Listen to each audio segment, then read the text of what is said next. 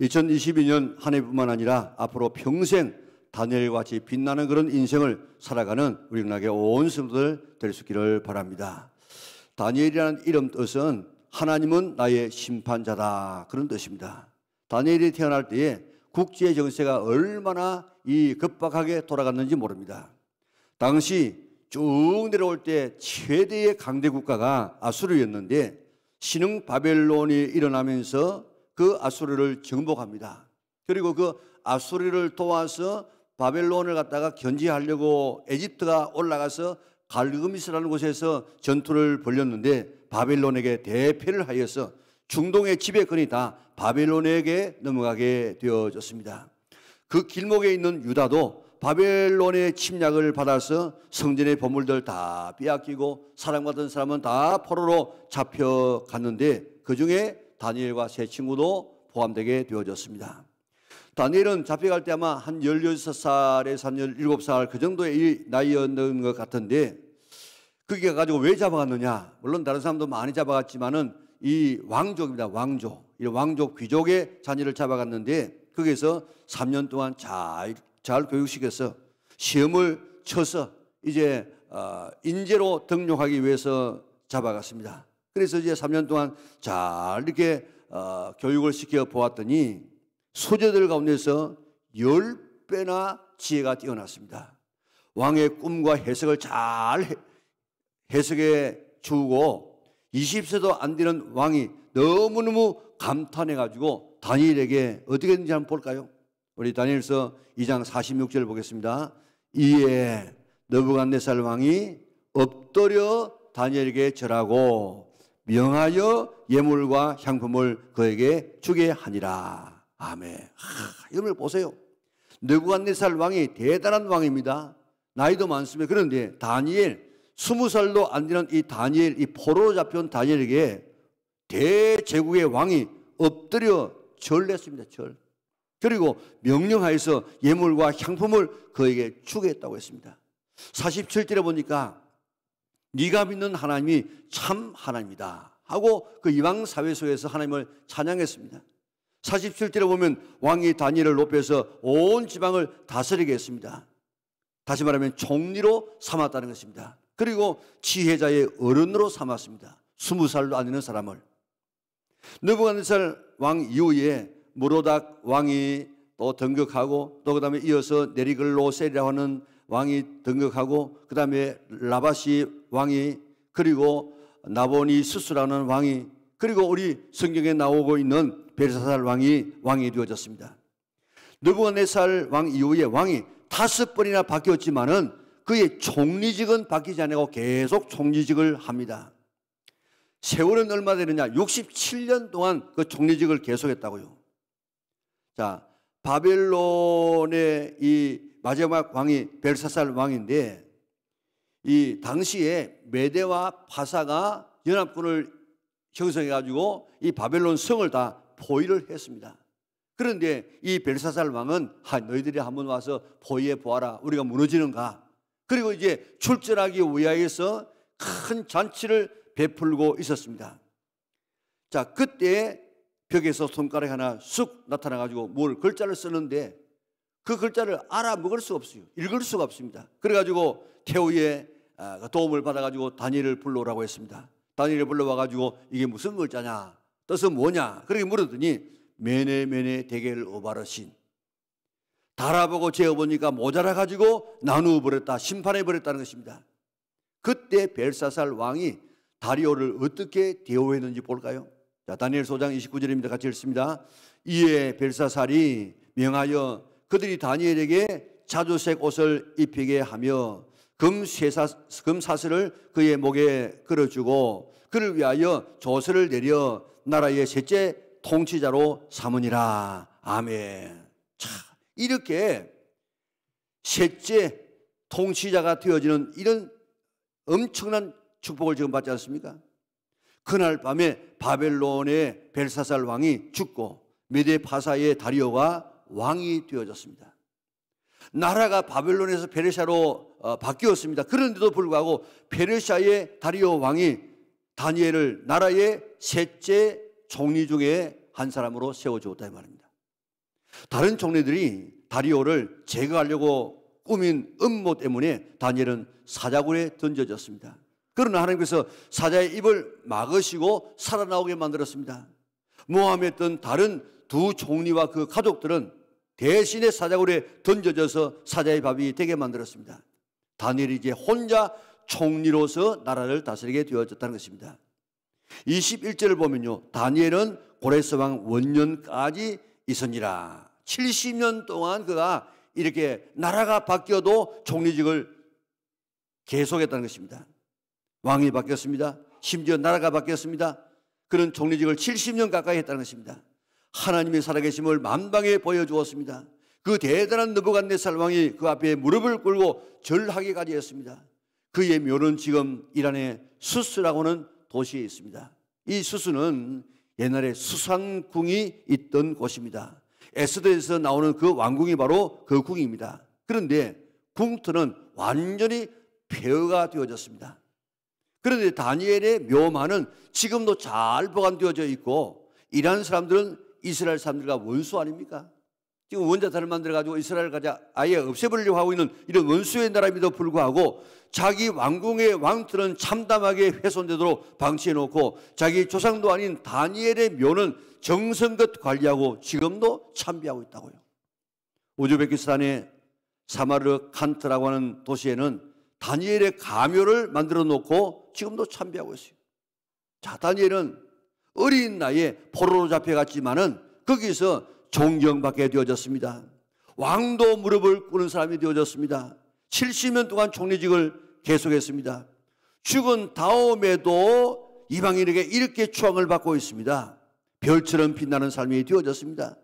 물론 하나님의 섭리로 이런 은혜를 받았지만은 다니엘도 그와 같은 하나님의 은혜를 입을 만한 일들을 했습니다. 자, 그 비결이 뭔 줄 우리 한번 오늘 살펴보고자 합니다. 1장 8절에서 9절 우리 같이 한번 읽도록 하겠습니다.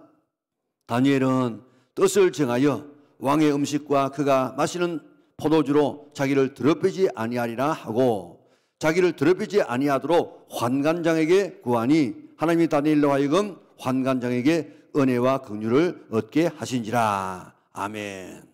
그가 이렇게 빛나는 인물이 되게 된 것은 뜻을 정하였기 때문이랍니다. 무슨 뜻입니까? 자기를 더럽히지 아니하리라. 무엇으로요? 왕의 진미와 마시는 포도주로 자신을 더럽히지 아니하리라. 뜻을 정했다고 했습니다. 당시 다니엘은 바벨론에 잡혀온 포로였습니다. 포로 신세에 왕궁에서 왕립학교에서 특별 대우를 받으면서 왕이 지정해 주는 이런 음식을, 왕이 내려주는 음식을 먹고 왕이 보내준 선생의 지도를 받아서 공부하는 것, 이게 특별한 특권이었습니다. 그저 이런 다른 사람은 상상도 할 수 없는 그런 대우를 받았습니다. 정말 감지덕지한 일입니다. 로마에 가면 로마의 법을 따르라 하는 그런 말이 있듯이 바벨론에 갔으면 바벨론 이 환경대로 적응해서 살아가는 것이 지혜로운 처세방법일 것인데 왕이 주는 음식과 호의를 거절하면 죽는 그런 시대입니다. 그런데도 불구하고 우리는 이런 음식으로 내 자신을 더럽힐 수 없습니다 하고 지금 생명을 내어놓고 버티는 것입니다. 왜 이렇게 결심했는가 하면 하나님의 백성은 먹는 것과 입는 것도 마음대로 입고 먹지 말고 구별되게 거룩하게 입고 먹으라고 이야기했습니다. 레위기 11장에 보면 하나님께서는 먹을 수 있는 동물과 먹지 못하는 이런 동물을 구분해 놓았습니다. 정결 음식을 코시라 해가지고 유대인들은 엄격하게 짐승을 구별해서 먹습니다. 고기를 먹을 때는 완전히 피를 완전히 빼고 먹으라고 했는데 왕이 내리는 이 음식에는 피를 빼지 않고 요리하는 고기들이 많았다고요. 또 율법에 부정한 동물을 먹지 말라고 했는데 돼지고기를 위시한 이런 이 고기들이 거기에 섞일 수 있습니다. 또 유대인들은 우상에게 바쳤던 음식은 부정한 음식으로 먹지를 않았는데 왕이 내린 음식은 바벨론 신에게 일단 바쳤다가 나오는 고기이기 때문에 다 우상의 제물이 되었던 고기입니다. 그러니까 우상의 제물입니다. 이건 먹을 수 없는 것입니다. 자, 그래서 이런 것을 먹으면 자신을 더럽힐 수 있다. 그래서 이것을 안 먹기로 작정을 했는데, 이 안 먹겠다고 하면은 왕의 호의를 거절해가지고 죽입니다. 죽여. 그러니까 나는 죽어도 말씀대로 살다가 죽지, 내가 말씀을 어기가면서 나는 살지 않겠다, 이런 결심을 했다는 것입니다. 그러니까 하나님께서 환관장에게 은혜를 베풀어 주었습니다. 다니엘의 결심대로 채식을 할 수 있도록 허락해 주었습니다. 채식만 했지만은 그의 얼굴은 더욱 빛났습니다. 그리고 당시에 시험을 쳐보니까 그 수제들보다도 조금만 나아도 대단한 사람인데 수제들보다도 10배나 더 지혜로운 사람이 되어졌습니다. 거기에다가 하나님께서는 환상과 꿈을 깨달아 아는 지혜까지 허락하여 주었습니다. 뜻을 정하고 살았더니 이방 문화 속에서 동안하지 아니하고 오히려 이방 문화 속에서 하나님의 하나님됨을 보여주는 삶을 살았습니다. 하나님 앞에 영광을 돌렸습니다. 그 이유가 뭐라고요? 뜻을 정했다는 것입니다. 하나님의 자녀로 살 것인가? 시상 풍조를 따라 살 것인가? 사명자로 살 것인가? 편안하게 안일하게 되는 대로 살 것인가? 하나님의 영광을 위해서 살 것인가? 사람의 인정을 받고 사람의 칭찬을 받고 사람의 눈치를 보면서 살 것인가? 우리는 선택해야 되는 시대에 살고 있습니다. 저절로 믿음 생활이 되어지든가요? 저절로 기도가 잘 되어지든가요? 저절로 성경이 읽어지든가요? 저절로 주일이 지켜지든가요? 안 됩니다. 결심하고 또 결심하고 주님을 의지하고 노력해야만 세속에 물들지 아니하고 세상의 영향권에서 벗어나서 믿음 안에서 참 신앙생활을 할 수 있는 시대에 우리는 살고 있습니다. 다니엘이 생명을 걸고 뜻을 정해서 살았던 것처럼 신앙의 선배들도 그런 뜻을 정했기 때문에 승리자들이 될 수가 있었지, 그저 되는 대로 살았으면 그들의 이름도 기억할 수가 없을 것입니다. 미국의 10대 재벌 가운데 한 사람이었던 아더 미다스라고 하는 사람은 선교재단을 설립하면서 7억 달러를 헌금했습니다. 이름을 7억 달러, 1억 달러가 얼마입니까? 1200억 원이 되어집니다. 그런데 한국의 대학생 선교단체를 위해서 50만 달러를 헌금하기도 하지 않았습니까? 어느 기자가 그에게 성공적인 인생을 살게 된 비결이 뭡니까? 그렇게 물었더니 그는 이야기했습니다. 나는 5가지의 원칙을 가지고 살아봤다. 첫째로 온전한 주일 성수다. 온전한 주일 성수. 그저 대강하는 것이 아니고 어느 곳에 가니까 복권 1등 당첨될 뻔했던 집, 그렇더라고요. 그러니까 아마 이 집에 사면 복권이 당첨될 것 같은 그런 뉘앙스가 있어요. 그런데 그게 당첨됐다는 말입니까? 안 됐다는 말입니까? 안 됐어요.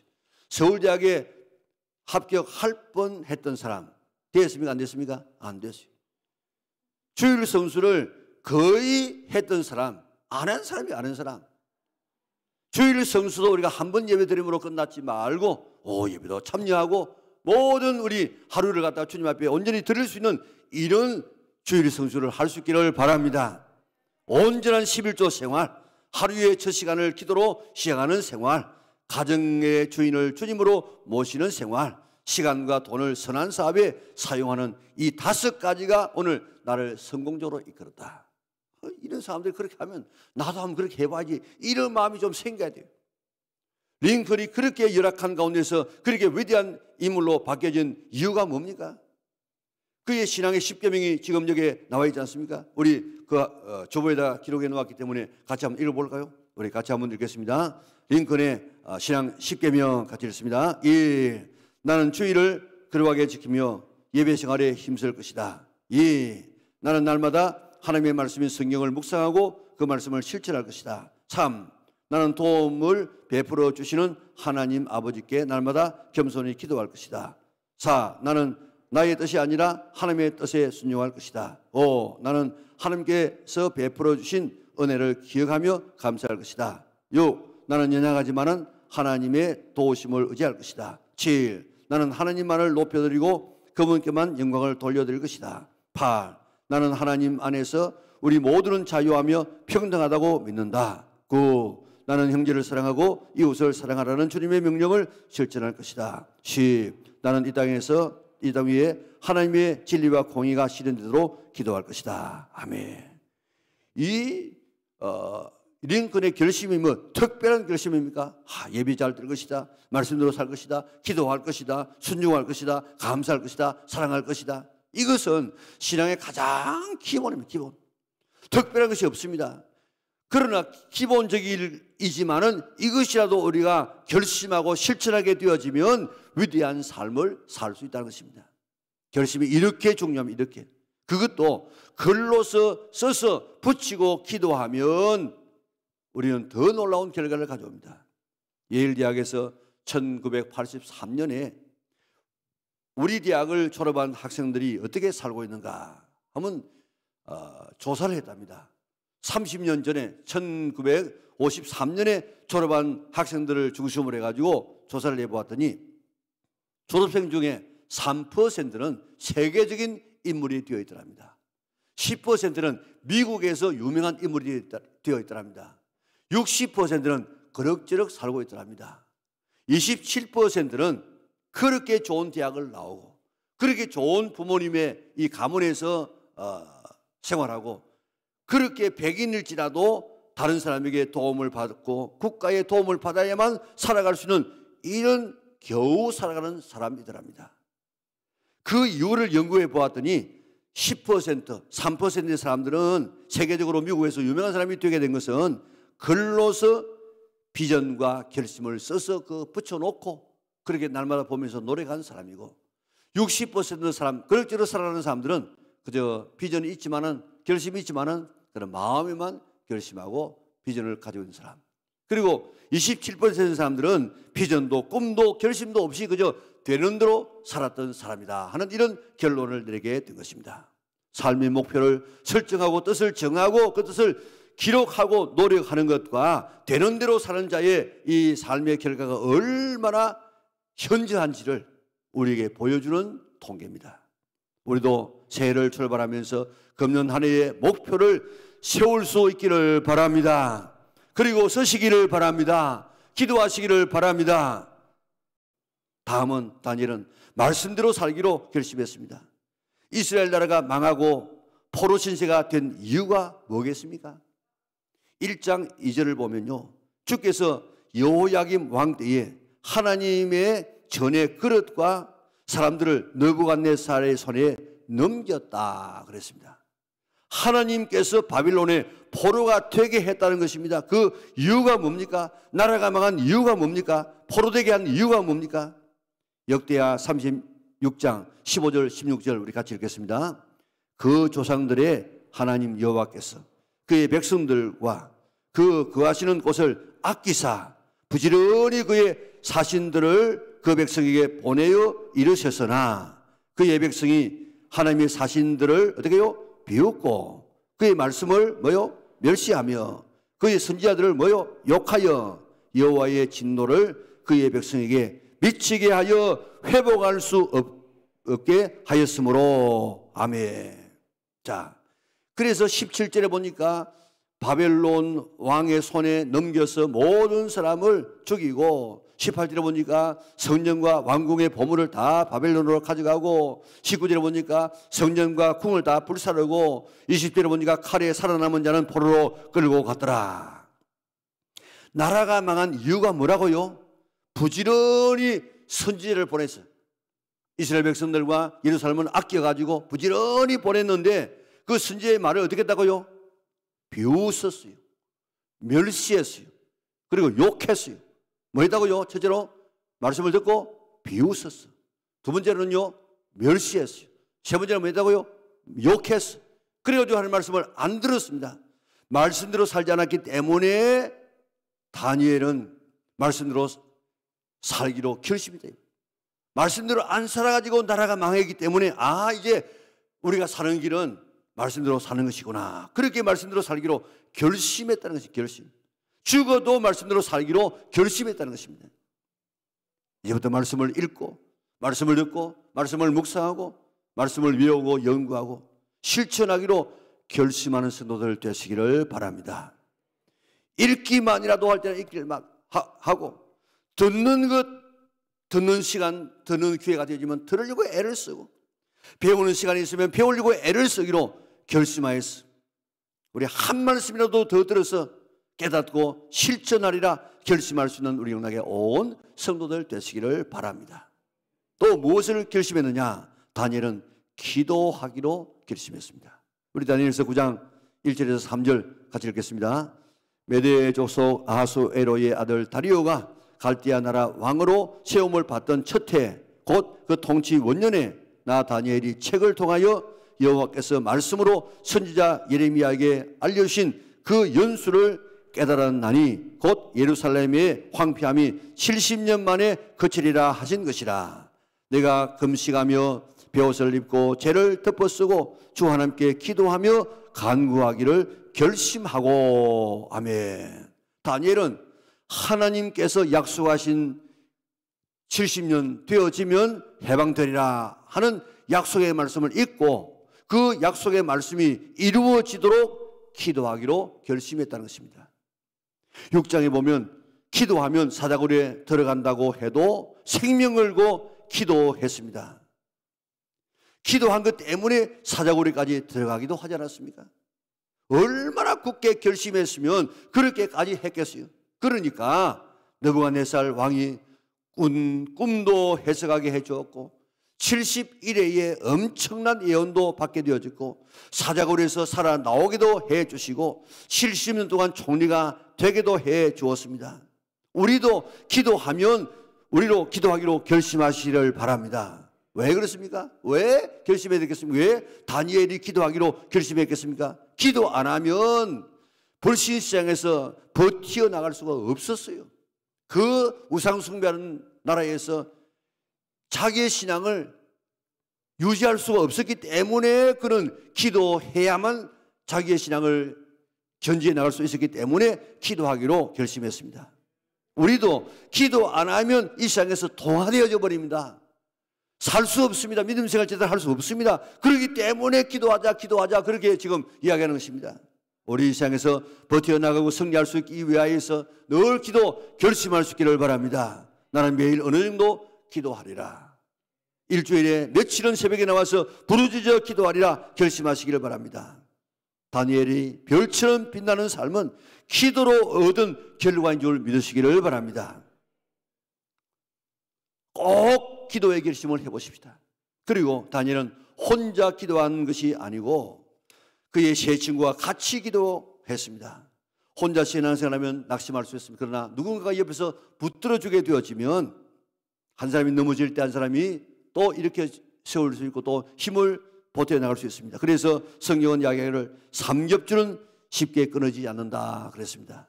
우리의 삶의 현실이 신앙을 변질시키는 이런 세속문화 속에 살고 있습니다. 들려지는 것, 보여지는 것 전부가 다 우리의 죄성을 충동하고 우리를 더럽히는 이런 세상 속에 살고 있고 우리의 신앙을 떨어뜨리는 이런 세상 속에 우리가 살고 있습니다. 그런 가운데서도 승리했던 다니엘을 본받아서 동화되지 말고 변화시키는 별같이 빛나는 삶을 살기 위하여서 우리는 뜻을 정하시기를 바랍니다. 결심할 수 있기를 바랍니다. 다니엘처럼 말입니다. 이 세상 먹는 것, 보는 것, 듣는 것으로 내 자신을 더럽히지 아니하리라. 오늘 뜻을 딱 정하십시다. 말씀을 읽고 듣고 깨닫고 말씀대로 살기로 하면 결심하시기를 바랍니다. 어떤 어려움 가운데서라도 기도하기로 결심하시기를 바랍니다. 그리고 실천하기로 결심하시기 바랍니다. 그 결심 혼자 하지 말고 목장에서 같이 결심해서 한 사람이 넘어질 때 이렇게 해줄 수 있는 친구가 있어야 합니다. 이런 결심이 하늘을 빛나게 할 뿐만 아니고 평생을 빛나게 할 수가 있습니다. 이제 결심해서 다니엘과 같이 아름다운 삶을 살아서 하나님 앞에 영광을 돌리고 다른 사람에게 복을 나누어 주고 또 이 땅에 살아갈 때 정말 우리가 하나님 참 내가 주의 뜻대로 살았습니다 하고 하나님 앞에 감사할 수 있는 우리 영락의 온 성도들 될 수 있기를 주님의 이름으로 축원합니다. 우리 그런 노래 있지 않습니까? 주님 뜻대로 살기로 했네. 한번 불러볼까요? 주님 뜻대로 살기로 했네. 주님 뜻대로 살기로 했네. 주님 뜻대로 살기로 했네. 뒤돌아서지 않겠네. 주님 뜻대로 살기로 결심할 수 있기를 바랍니다. 뒤돌아서지 않기를 바랍니다. 그래서 다니엘처럼 빛나는 아름다운 인생을 살아가는 우리 영락의 온 성도들 될 수 있기를 주님의 이름으로 축원합니다.